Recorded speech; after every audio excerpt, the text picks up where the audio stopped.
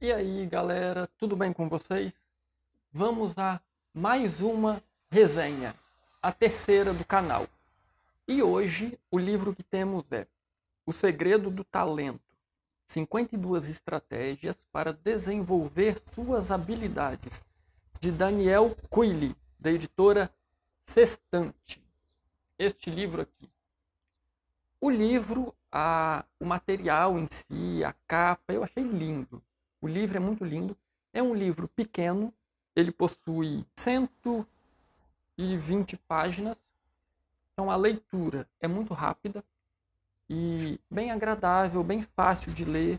Ele é dividido em tópicos, como o subtítulo diz, né? São 52 estratégias para desenvolver suas habilidades.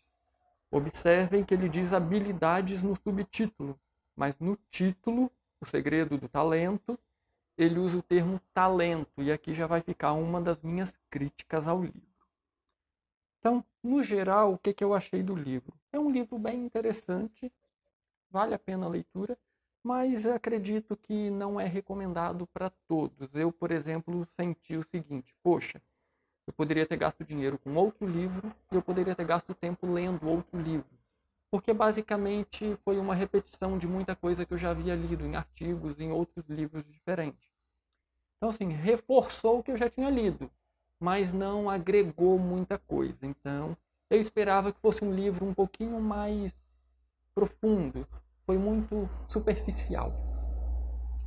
E aí eu vou fazer alguns comentários. Eu fiz algumas anotações aqui para dar um pouco mais de detalhes sobre o livro. Por exemplo, já na introdução, o autor diz o seguinte: olha, o talento é determinado mais por nossas ações do que por nossos genes, mais especificamente pela combinação de prática intensiva e motivação que propicia o desenvolvimento cerebral. Bom, aqui eu percebo duas interpretações para talento, e parece que o autor, pelo menos foi a sensação que eu tive, o autor quer que você acredite que talento é a mesma coisa que habilidade.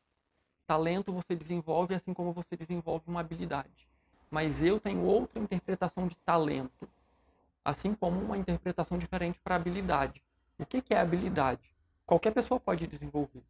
Eu quero ser um bom jogador de futebol. Você pode se tornar um jogador de futebol habilidoso, desde que você pratique muito.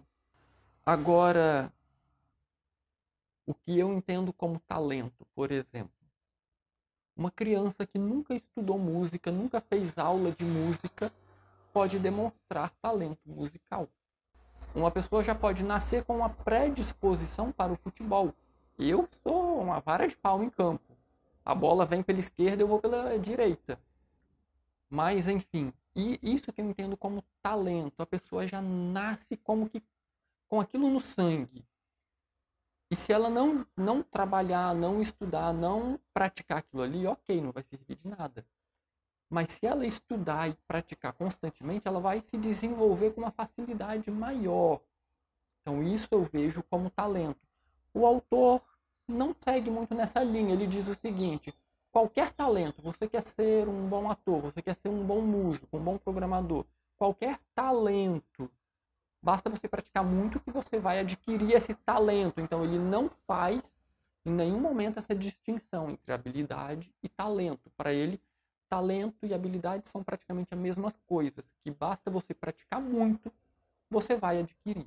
Uma outra coisa que eu não gostei, em diversos momentos, são 52 estratégias. Então, nessas 52 estratégias, várias vezes o autor diz mais ou menos assim: muitas pesquisas revelam que, muitas pesquisas dizem que.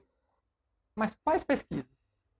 Normalmente, esses livros costumam ter um númerozinho pequeno sobre o texto quando está fazendo referência a uma pesquisa, a um outro livro, a um artigo, ou tem uma nota de rodapé, ou lá no final tem uma série de citações. Este livro, em nenhum momento o autor bota um asterisco, um númerozinho, uma nota de rodapé ou referências bibliográficas no final. Não existem.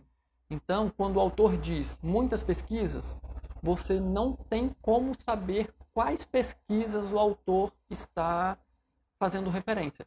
Mas Wagner, larga de ser enjoado, ninguém vai checar essas referências. Você pode não ter nunca consultado nenhuma referência, mas em algumas poucas situações eu já tive a curiosidade de citar, porque o assunto era interessante e eu queria ler mais.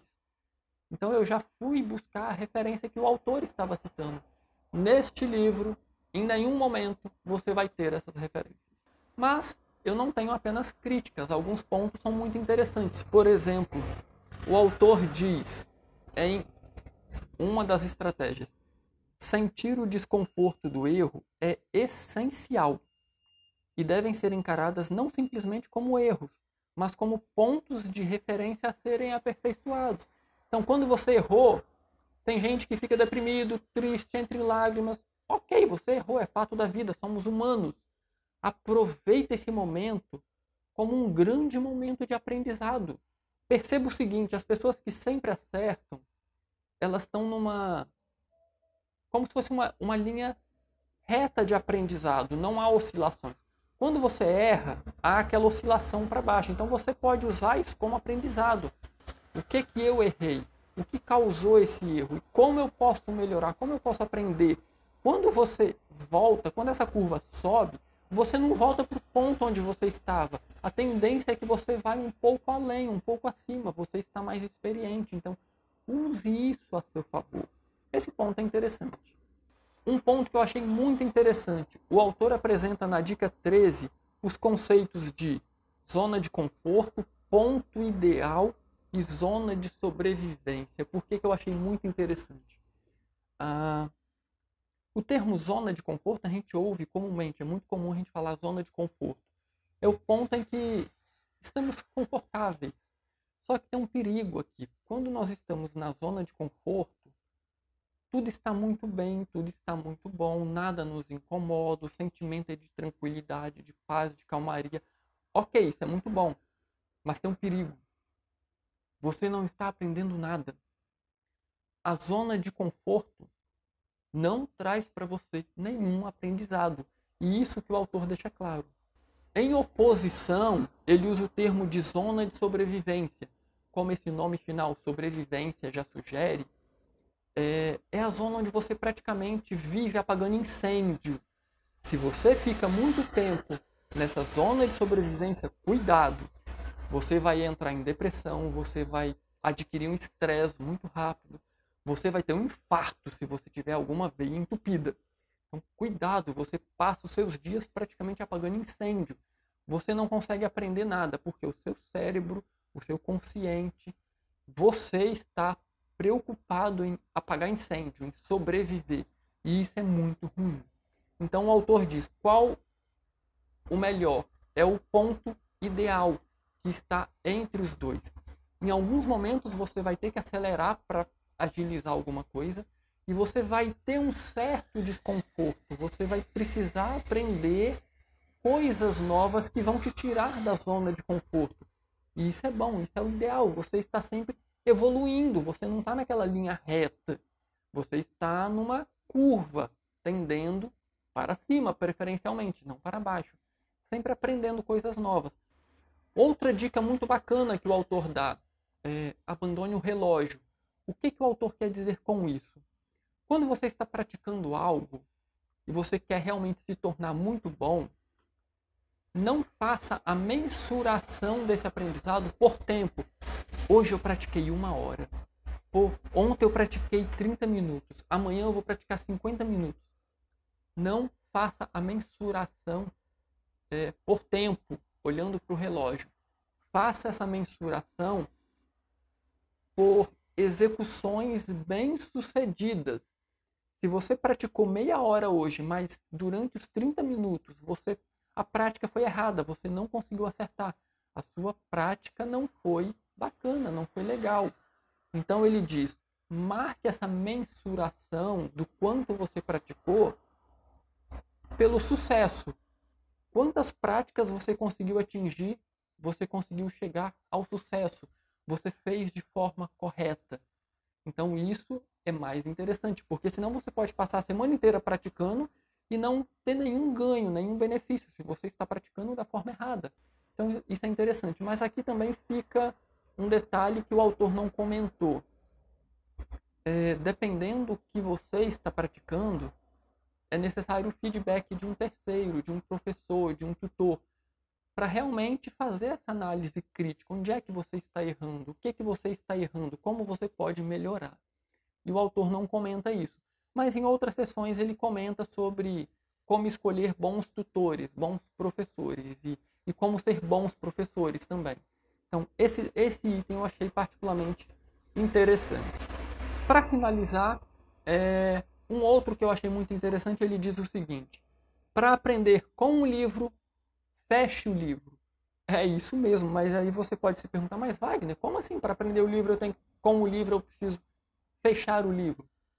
Já explico. Basicamente é o seguinte: o autor usa o seguinte exemplo. Se você está lendo um texto de 10 páginas para fazer uma prova, ele pergunta: o que você acha que é mais eficiente? Ler o texto 4 vezes seguidas ou ler o texto uma vez, deixar o texto de lado e fazer um resumo com as principais ideias, os pontos mais importantes, aquilo que me chamou a atenção? Se você pensou o segundo método, você está certo.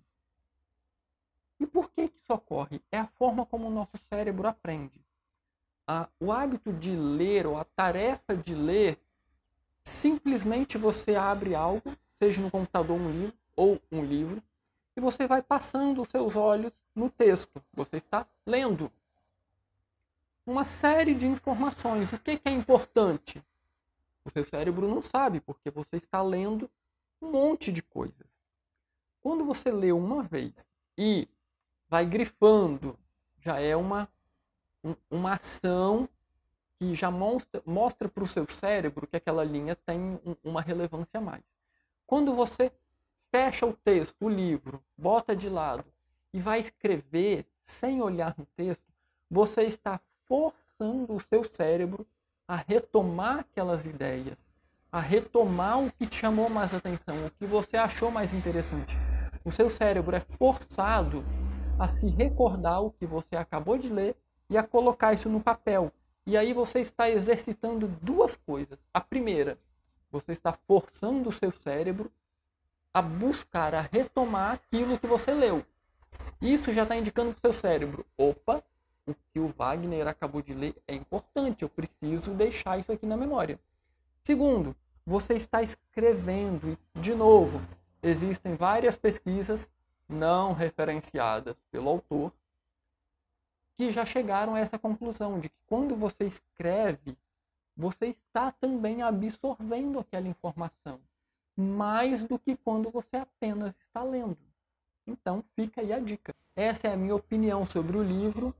No geral, é um livro interessante, tem umas dicas muito interessantes, a leitura é muito rápida, o livro é relativamente pequeno, mas se você tem um hábito frequente de leitura, se gosta de leituras assim mais básicas, de aprendizagem, de psicologia ou até mesmo de autoajuda, pode ser que não agregue muito, apenas reforce coisas que você já leu.